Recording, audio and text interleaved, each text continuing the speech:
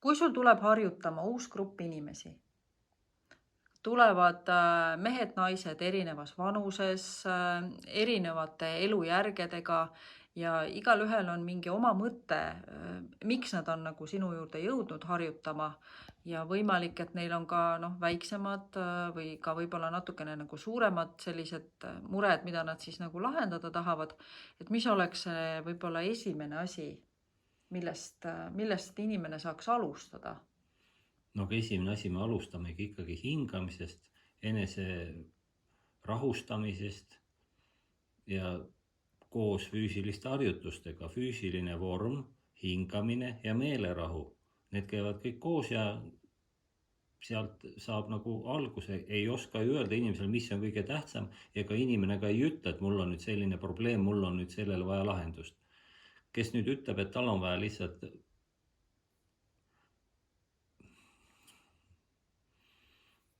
Nagu jõudu juurde ei, mitte jõudu juurde, neil on lihtsalt vaja nagu mitte vaimset seisundit, aga nad ütlevad nagu meelerahu saavutada või kuidagi sellist. Ja siis on ilmselge, et see tai chi ju aitab, kui me hakkame sealt samast otsast pihta, nii nagu meiegi oleme omal ajal õppima hakanud, siis see ongi see tee, mida mööda käia. Ja kui nad on nüüd 2-3 kuud käinud, siis nad saavad aru, kas see tee neile sobib või ei sobi. Jah, et öeldakse tõesti, et sina mitte ei vali ise tai chi'd või selliseid vaimseid praktikaid, vaid et need vaimsed praktikad valivad nagu kuidagi sinu. Et kui sa oled nagu sellel kuidagi oma eluteel jõudnud sinnamaale, et sa oled selle jaoks küps, siis sa ilmselt harjutama jäädki. Kui inimene leiab, et tal on aeg hakata vaimse tegevusega tegelema, näiteks tai chi'd harjutama, siis ta saab aru, et õpetaja on juba seisnud mitu aastat tal kõrval ja ootab, et millal see küsimus tuleb. Jah. Aga inimesed tulevad enamjaolt ikkagi juhuslikult ja nii hakkasin ka mina juhuslikult käima, kui keegi sõber lihtsalt soovitas, kusjuures ega ma ei teadnud ju, mis asi see on. Ega tema ka ei osanud seda seletada, kui ta oli seal pool aastat või aasta käinud. Ja enamus inimesi tulevad juhuslikult, kes kuskil juhuslikult kuulas ja tekkis mingi huvi ja tuli. Ega nad ei tea ju, mis on lõpptulemus ja nad ei tea, missugustele probleemidele see on lahendus. See on ikkagi selline üldine kontseptsioon, et kui sa selle nagu oled läbi käinud, et siis sul tekib selline olukord, et kriisi situatsioonis sa ikkagi suudad langetada mingi otsuse, mis adekvaatse, eks ole, et sa nagu ei lähtu oma nendest emotsioonidest, vaid et sa suudad jääda rahulikuks ja nagu suudad olukorda hinnata sellisena, nagu see on, mitte nii, nagu sinu võib-olla selline emotsionaalne olukord seda võib-olla sulle tõlgendaks. Et sa siis teedki nagu võib-olla õigema otsuse.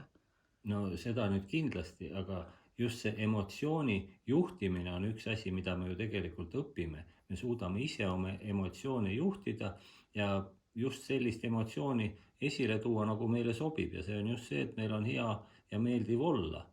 Ja seda me suudame tegelikult ise teha. Me peame lihtsalt nii palju tugevamad olema, et me suudame need häirijad kõik kõrvale jätta ja me ei jookse kaasa.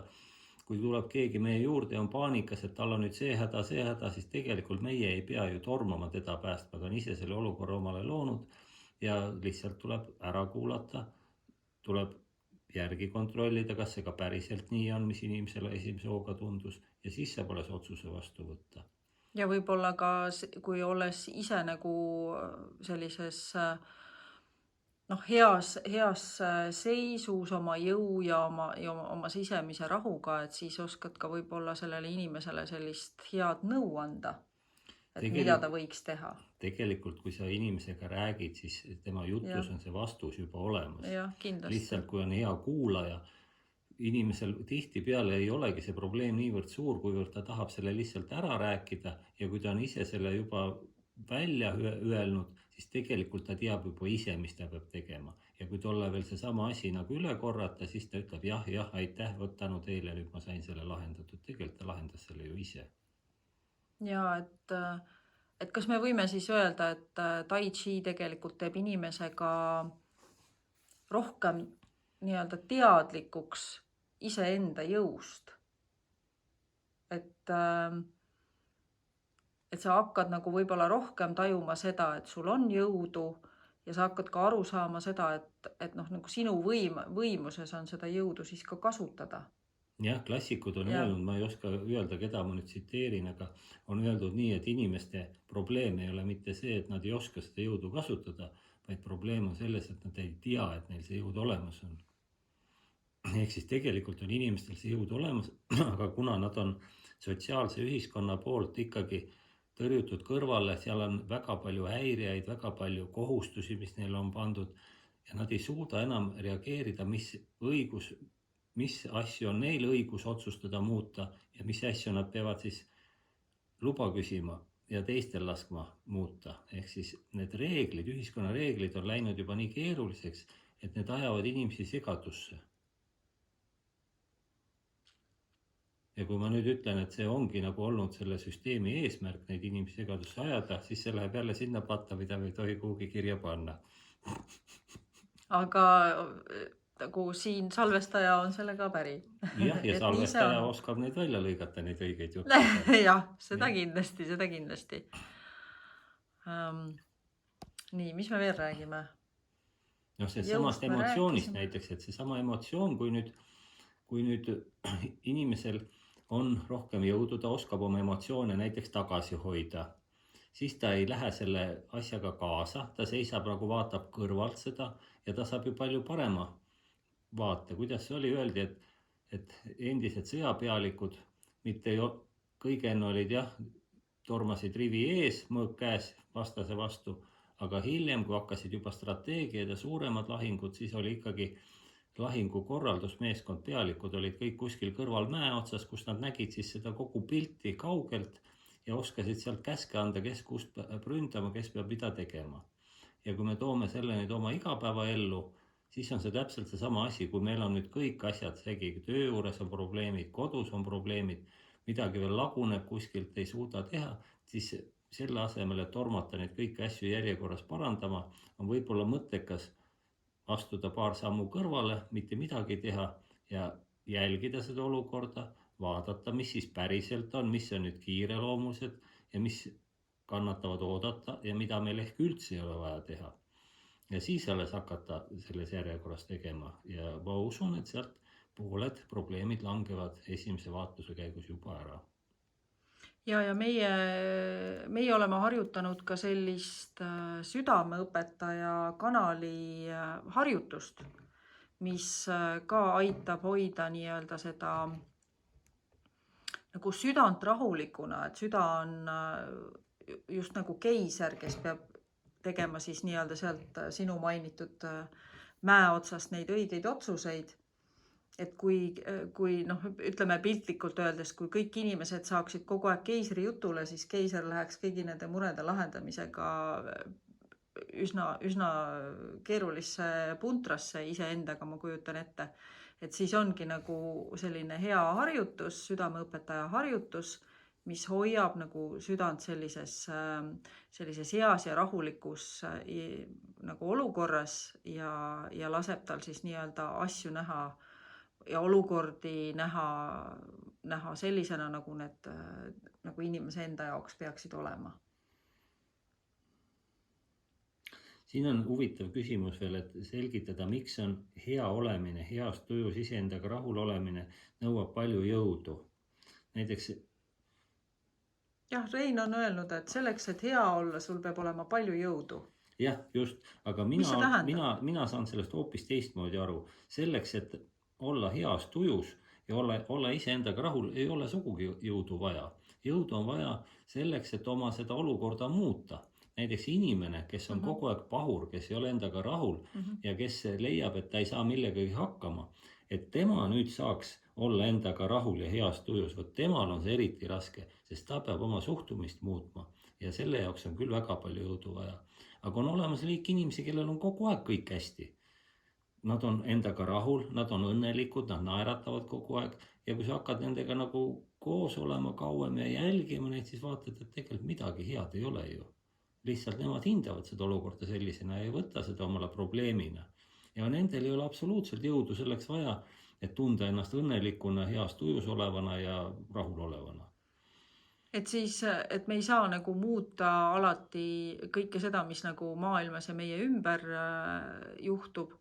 Aga üks on nagu päris kindel, et me saame igal juhul nagu iseenda sees olevaid neid noh, mõtteid ja tujusid ja emotsioone tegelikult hoida sellisena, nagu see meile on vaja. Noh, see on ju päris klišee. Et ongi, mul on valik, et ma olen lihtsalt rõõmus. Jah, see on ju klišee täiesti, et sa ei saa muuta nagu teisi inimesi ega enda ümbritsevat, sa saad muuta ennast ja enda suhtumist sellesse ümbritsevasse. Ja kui sa sellega lepid ja sa astud sellest sammu kõrvale, et see sind otseselt ka ei puuduta, noh, las see segadus siis olla, kui teised seda korraldavad ja nad seal sees on. Me ei pea sellega kaasa minema ilmtingimata. Et minu meelest hea olla ja heas tujus olla, selleks ei ole vaja palju jõudu. Mina olen nagu tajunud sellist olukorda, et nagu hea olemine või siis nagu tasakaalus olemine nõuab nagu selles mõttes jõudu, et kui inimesed tulevad nagu sinu juurde oma mingisuguste muredega või mingite probleemidega või täiesti juhuslik inimene ütleb sulle täiesti põhjuseta ütleb sulle midagi halvasti või keegi leiab, et sa oled teinud midagi valesti. Et nagu kõige selle juures jääda nagu iseenda sellisesse nagu keskmesse, jääda ise nagu tasakaalukaks, et tegelikult sul ikkagi on nagu seda jõudu vaja. Üks asi on jõud, aga teine asi on võtta vastu endale kindel otsus, et mind ei puuduta need asjad ja mina ei lase ennast teistel segada. Ja näiteks igal inimesel on võrdne hulk, ütleme algselt on kõigil võrdne hulk jõudu. Võtame nagu kõigil inimestel on ööpäevas 24 tundi. Mõnel inimesel on nii kiire, et ei suuda kõiki asju ära teha, kogu aeg jääb hiljaks, küll tal jäävad asjad pooleli, küll ta tormab, siis on vaja juba arsti juurde minna, siis ta on väsinud, aga teisel inimesel nagu jääb aega üle. Ja et kus see vahe siis tuleb? Mõlemal oli hommikul antud sama palju aega õhtuni. Mõni saab need asjad tehtud, aga mõnel ei olegi neid asju. Ja kui me nüüd võtame selle, et see inimene, kes nüüd tormab päev läbi, et kui ta paneb nüüd kirja omale paberi peale need kõik asjad, mida ta teeb, mille eest ta vastutab. Ja kui ta hakkab vaatama nendest asjadest, millised asjad ta teeb enda jaoks ja millised asjad on keegi teine töökaaslane, ülemus või elukaaslane talle sokutanud, et ta võiks neid teha, mida ta ei tee endale, vaid teeb kellelegi teisele. Ja kui ta need nüüd maha tõmbaks, ega tal oleks ka päevas 24 tundi ja ta suudaks ka palju rohkem teha omale ja suudaks ka puhata selle juures. Ja puhkus on küll väga oluline asi, et ühiskond sunnib meid tegema igasuguseid asju. Küll me loeme uudiseid ja eriti reklaamid, et kui sa ostad nüüd veel selle asja, siis see teeb sind õnnelikuks. Ja tegelikult inimesed seda ju usuvad.